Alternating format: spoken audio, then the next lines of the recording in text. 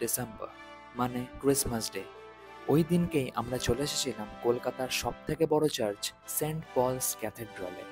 আর কেমন হলো আমাদের সেই দিনের এক্সপিরিয়েন্স সেটাই দেখাবো তোমাদের এই পুরো ভিডিওটাতে। দেখতে থাকো পুরো ভিডিওটা।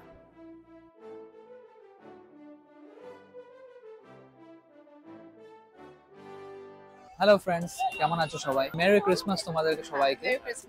আর আজকে আমরা এই ক্রিসমাসের অকেশনে আমরা চলে এসেছি হচ্ছে cathedral, Saint Paul's ক্যাথেড্রালে।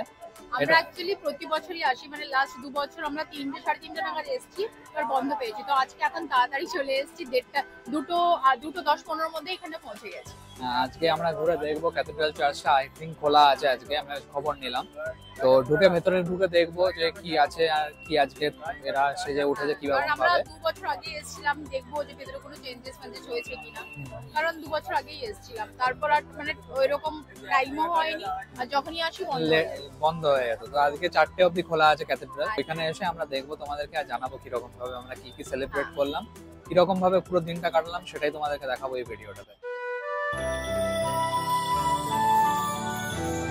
And welcome to my channel. My name is Prashun. You are watching Prashun Lifestyle. Let's go and explore the St. Paul's Cathedral Church. আশা করি তোমরা সবাই জানো কিভাবে ক্যাথেড্রাল চার্চ তোমরা আসতে পারবে।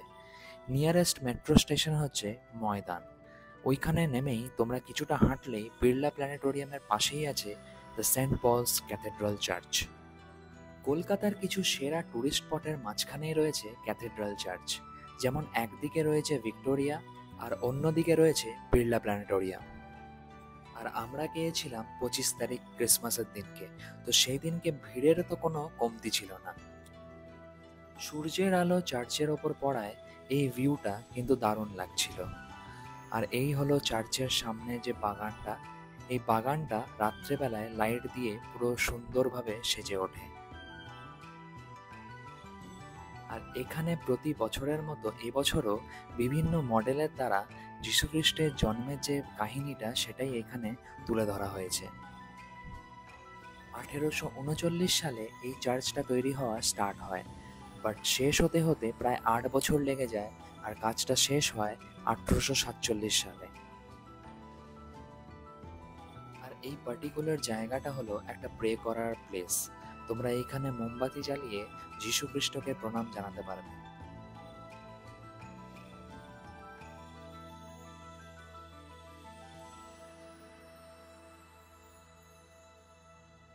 এবার আমরা চার্চে ঢুকবো, বাট চার্চে ঢোকার আগেই আমরা এই জায়গাটায় ওয়েট করছিলাম, কেন কি সামনের যে গেটটা, চার্চের যে মেন গেটটা, সেটা বন্ধ হয়ে যায়।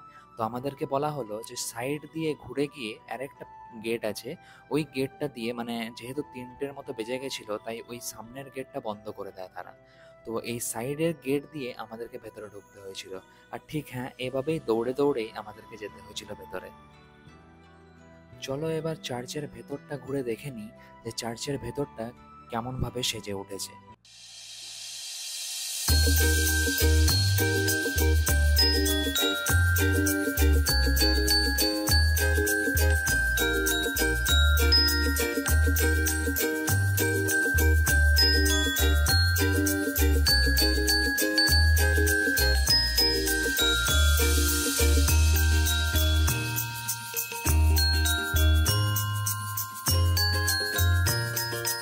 সামনে রাখা এই চেয়ারগুলোতে বসেই দর্শনার্থীরা প্রেয়ার করেন।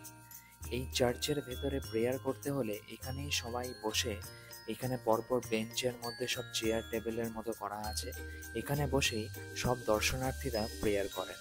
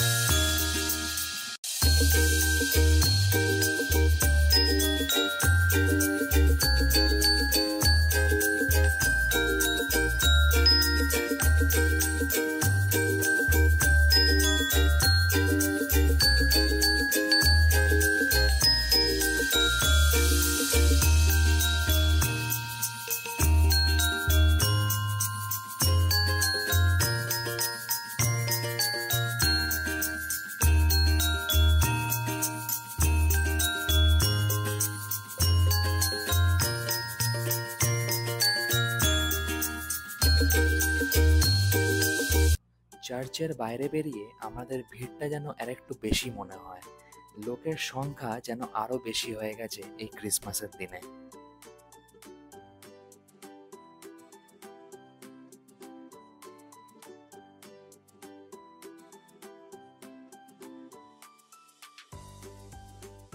আর এটা হলো চার্চের ব্যাক সাইডটা, মানে যদি তোমরা মেন এন্ট্রান্স দিয়ে ঢোকো, এটা হলো তার ঠিক পেছনের দিকটা। এই জায়গাটা প্রায় আড্ডা মারার জায়গা হয়ে গেছে।